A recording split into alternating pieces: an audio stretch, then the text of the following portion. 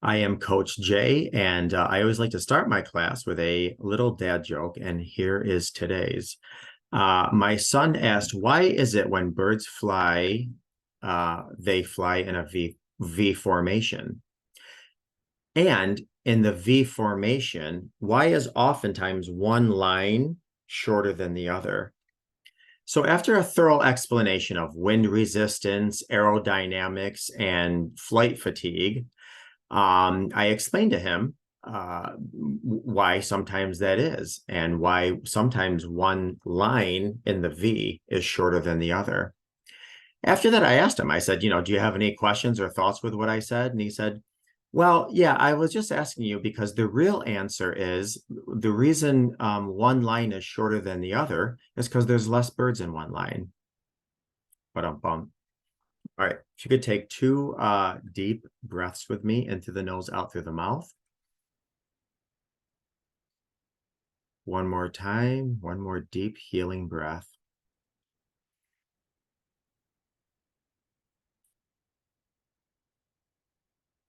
All right, today I wanted to talk about a couple dozen, about 33 nice things that you can potentially do after a fight.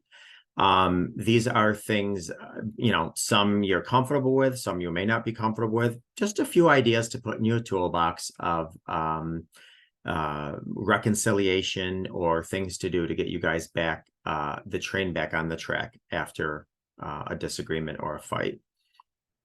Because what you do after a fight is important as what you might have done during an argument. So you had a big fight with your partner, your spouse, your significant other. Maybe it was a 3-hour long screaming match. Maybe it was just a 20-minute heated discussion. Maybe it was some combination of the two. Either way, it happened. Things were said, anger erupted, feelings were hurt. It happens to all of us, happens to the best of us. The steps that you take to reconnect, however, after a big fight is very important. Arguments do happen, even big ones, little ones, all in between. It's completely normal and actually relatively healthy. Agreeing on everything is just not possible, especially in a long-term relationship, and especially if you have profound bumps in the mix. And a marriage or a relationship without arguments, big or small, is a marriage without productivity. The act of arguing shows that there's work to do in a relationship and that both partners are, in their own way, trying to make something happen, working towards a larger goal and attempting to understand ways to do things better in the future. That said, what you do after a big fight is as important as what you don't do. So it's easy to float around in the aftermath of an argument and just wait for the things to become normal again, which is what a lot of people do. It's like, I'll ignore this, I won't say this, I won't bring up this, and we won't talk about the elephant in the room. We'll wait till some of the dust settles and then just, I'll ask you a stupid question. Did we buy milk at the store? Or do you want butter on your toast? What have you? Understanding what someone needs is important. Do they need space? Do they need time? Do you need to circle back and talk about the conversation? Do they need an apology, or do you need an apology? It's important to take action so that you both can eventually get things back to normal in a healthy way. So what can be done? Like I said, I'm going to give you 33 quick little tips and techniques. The majority of them you already know. So just want to bring these to the forefront, and they're in no particular order. So it's not from, importance to no importance, whatever suits you and your relationship best. Number one, write something down about how you feel. A lot of times conflicts happen not so much because of what is said, whether how it's said, or even the facial gestures or features of what. So like if, and I'll give you a perfect example. If I say something to my spouse and I see a twisted look, or I get immediately upset. So, it's not what was said. It's not how it was said. It was that, the facial gesture bothered me. It also could be, defensiveness, minimization. And so afterwards, so maybe it's helpful to write an email. Hey, listen, the reason I got dysregulated was because of A, B, and C. And, then your other half can read it at their leisure and respond at their leisure. Two, let them break the ice. You know, if they don't want to laugh about it, take their lead. So basically, however, and there is actually a forgiveness language quiz, which I'm happy to give anybody that reaches out to me. But there is a quiz talking about your forgiveness language. How best do you receive forgiveness, and what's the go-to way that you forgive? But, you know, we also have to be flexible. If you need forgiveness, if you need a request for forgiveness in a certain way and your spouse or partner can't give it to you that way, just do your best to meet them where they are, as long as they're earnest. Remember to try to resolve it quickly if you can. So explain why you were angry. Talk about what you feel is needed to go forward, certainly to prevent future fights. And do this early. If you have it linger on, next thing you know, man, it's like pebbles are added onto each other, and next thing you know, you got a mountain. Now you're arguing about, I can't believe I was upset with you, and then I walked away because I needed space, and you didn't come pursue me, and it leads to a bunch of other stuff. Four, I know this sounds simple. Clean your house, top to bottom. Don't ask for credit. Don't point out, how you did the toilet spick and span. Just do it. That will absolutely change the environment, the dynamics of the atmosphere. Play with the kids, and this helps both you and your spouse become regulated. Turn all of your attention to the kids. This should help you cool off if you need it. And it makes you emotionally useful while the two of you are, talking about it afterwards. The other thing too is, I will say, when I see my spouse interacting with the kids, it really softens my heart. So that's, if after a heated disagreement or an argument, it's actually definitely beneficial. You can definitely exercise and utilize some of your self-care. You two need to repair a rift. This starts with a bit of self-care for both of you, keeping in mind the better you feel about yourself, the more apt you are to either be proactive in apologizing or being vulnerable, or what have you. Make certain, if you have kids, if possible, make up in front of the kids. Children learn by watching adults. When parents make up with each other, they're teaching their kids a big, huge lesson. Kids have to know when they get to be an adult, they are going to have disagreements, they're going to have arguments, and that's healthy. And also, what's healthy is how you make up. Do something to make your partner, your spouse, your significant other laugh. Laughter is the best medicine, and it certainly does break down walls of anger, walls of frustration, walls of sadness. Shared laughter is incredibly powerful because of the neuropeptides that are released when we smile and laugh. When partners share laughter, it could ease tension and break down walls, making it easier for the couples to go back and say, okay, you know what, that was kind of ridiculous, or I misspoke, or I said something impulsively, I apologize. Also do what's called giving the dumbest card possible. So there's nothing more diffusing of any remaining tension than the cheesiest apology card of the greeting card rack.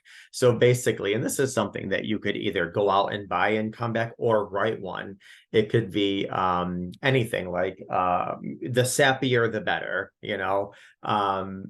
so sorry for my pre-coffee dysregulate, whatever, just something corny, something sappy, something cheesy, that will insert some humor. Also, write a sincere love note. Tell them that even after an argument, you still are their partner and you still will never stop loving them. They need to hear that you love them and be reminded of it.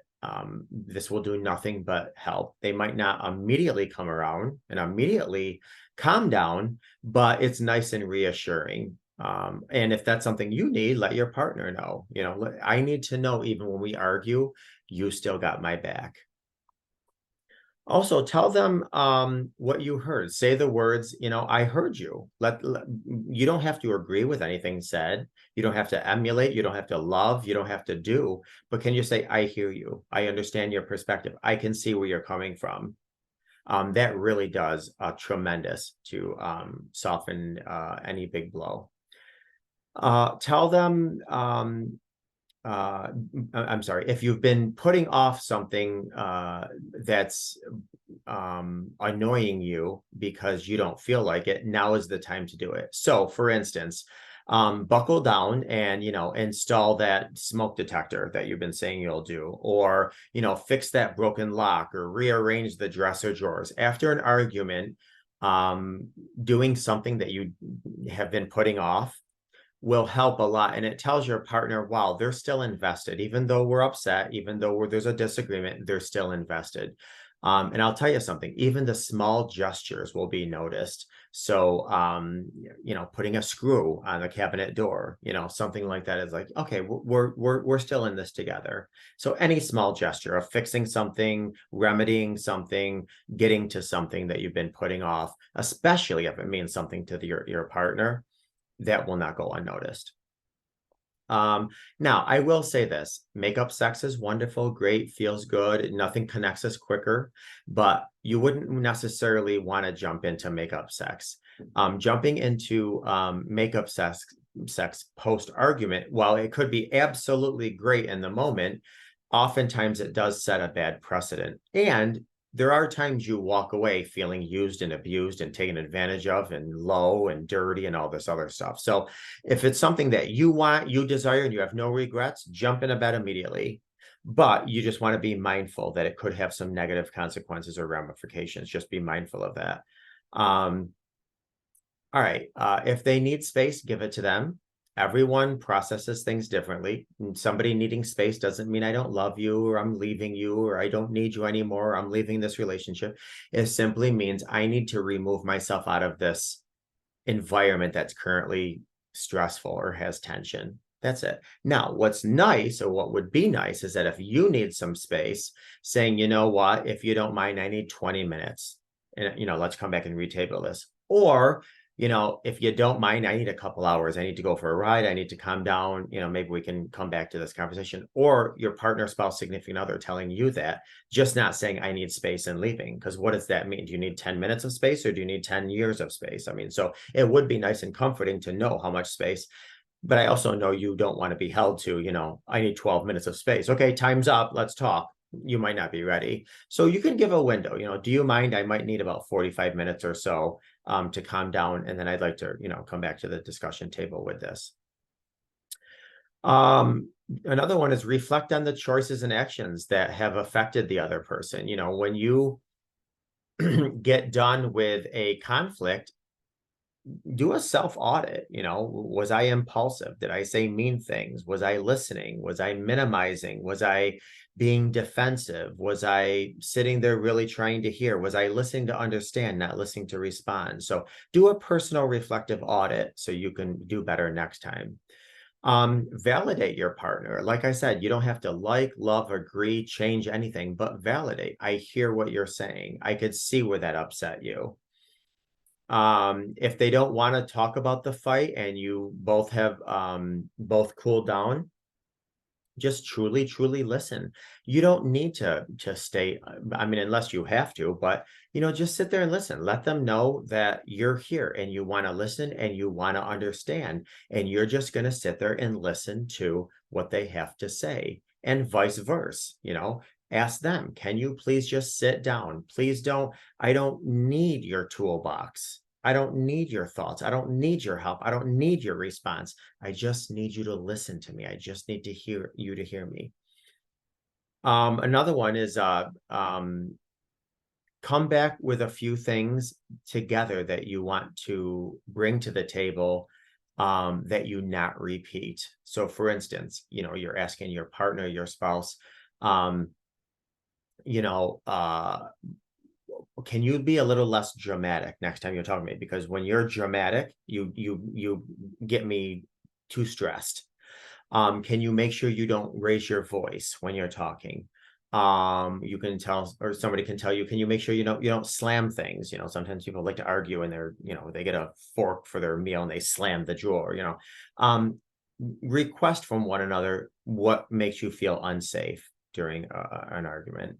Also, after an argument, maybe turn on some music, turn on some Christmas music. If you're a person of faith, turn on some Christian music or whatever. Turn on some Enya, some Enigma, some Lorena McKennitt, some, things that are going to calm you down, some mood music. Some people like Celtic music, some people, whatever calms you down. If it's hard rock or rap, whatever kind of puts an ease of easing the tension in the room. Put some music on. Singing actually helps a lot for both parties, but even if you just put some music on to violins, whatever the case is, to calm the mood, that could be helpful. If you realize you were wrong, you simply got to own it. Own it, admit you made a mistake, take responsibility, take accountability, own it. Period. That should be a period, not a comma. I realize what I said was wrong, but no, period. I realize what I did was wrong, period. I realize what I said was wrong, period. Nothing else after that. Suggest watching something that you don't like to watch. I was about to use the example of Three's Company, but holy Lord, I'd be aging myself. And I don't know if half of you watching this would even know what that is. But if there's a show you don't like, but your partner does, after an argument, go up to your show and say, hey, did you want to watch the Goldbergs or that crime show or whatever it is? They know you're not into it, but they'd be appreciative that you offered to sit down and watch with them something that they enjoy watching, even though you don't. Another one is to order the worst food that you used to have together when you were dating or you couldn't afford good food, and eat it together. And if you don't want to order the worst food, how about you just make something? And even if you sit down in silence and eat, it's awfully hard to maintain being angry with somebody when you're sitting across from them and they're chewing and you're chewing. I mean, usually what happens is somebody winds up laughing. Now, there could be somebody that says, I don't want to eat because you made me mad and all this other stuff. But if there's an option, it's an option. Also, if there's something that you guys have been wanting to do together and you haven't been able to do it, whether that's a vacation, going for a walk, building a birdhouse together, what have you, going to therapy, going to a restaurant, now's the time to maybe bringing up. Now, this could backfire. Somebody could say, well, why are you bringing that up now? You never had time for it before, blah, blah. So you want to be careful. So use this to the best of your ability using, just be careful. I want it to work out for you, but I don't want it to backfire on you. Give them the gift of sleep. Sometimes people need a nap after an argument, or sometimes after a very heated argument, somebody needs a lot of sleep, So if you need sleep, if you're the one that needs sleep, tell your partner, it'd be very nice if you can get the kids up tomorrow morning. I want to sleep in. I really need the sleep. Now, preferably after an argument, your partner would tell you, you know what, why don't you sleep in? I got the kids, or, what have you. But if somebody can give the other person the gift of sleep, that would be a nice gift. Take ownership of the things that you said over and over. Explain that you lost your cool in the moment. Don't retread over the things that you said or place any blame on anything. Like I said before, take full ownership, take full apology. Apologize if you had an outburst and then move on. This is not the time to say, but you, or however you, or with that said, you. No, own it and period. If something made you incredibly angry during the fight, explain why it triggered you. When you said you were going to spend this money no matter what, it made me go back to my childhood when my parents used to argue about money and I just felt unsafe and I shouldn't have taken it out on you. So, let them know why it bothered you. Give them some context. It's important to understand what mechanisms are at work here and be mindful that they probably didn't say anything to intentionally hurt you, or just like you didn't say anything to intentionally hurt them. People have associated trauma. Another thing is, don't put your fight on social media. Oh, so-and-so just had a fight and whatever, who agrees with me? Ooh, no. Also, avoid giving them the cold shoulder. This behavior, which is known as stonewalling, is extremely harmful. If you need more time to process an argument or something, fine. Let them know. They'll let you know, whatever. Just say, I'm not ready to talk yet. But silence is a slow killer. So, try to stay away from silence. Also, mind your pronouns. And this is to say, make sure you're always using I, not you. When you're describing or discussing an issue that you want to talk about, try not to say, you. Say, I felt this way. I was bothered. Not you were doing this. You made me feel this way. I think this. It's just when we frame statements in I statements, it really helps the other person hear what we have to say as opposed to listening to now responding. If you want to apologize, don't just say I'm sorry. I mean, this should really come with more depth. I'm sorry is, can be a little hollow. Now, if that's all you or your partner need, wonderful. But sometimes people need a little bit more. So you want to explain that their particular point about maybe X and Y was taken too far. Or, you can say you're sorry for a specific act. I'm sorry specifically for how I reacted. Don't just say I'm sorry. For what, why, how, when, and give some context. You can even, and listen, more is better. I understand when I raised my voice, I made you feel small. I hurt you. That probably triggered some, inner something. And that's not who I want to be. And I'm committed to not being that person. So I take full responsibility, and you don't ever have to forgive me. Although I really ask that, I am asking for your forgiveness, especially because I'm going to do better in the future. And I apologize for attempting to make you feel inferior or not presenting my case in a more loving fashion. And I'm just so very sorry. That's better than I'm sorry. Try to speak the love language. Do they appreciate acts of service, affection, quality time? Do something that appeals to their core, instead of something topical. And same thing with you. If your love language is gifts, maybe it would be nice if they go to the store, and when they come back, they bring you a little gift from the store. Or if there's this physical touch, maybe going up to them and apologizing and giving them a hug. So speak to their love language after an argument. Now, just like the blanket statement of I'm sorry, avoid saying things like you didn't mean it, because this really doesn't do much, to be honest with you. You can't take whatever you did back. You can, however, apologize for saying specific things and explain to them that you do understand why it was so hurtful. And then lastly, and this is very important, is forgive yourself. We all make mistakes. Acknowledge that you made an error, and that you have learned from it, and that you will do differently in the future.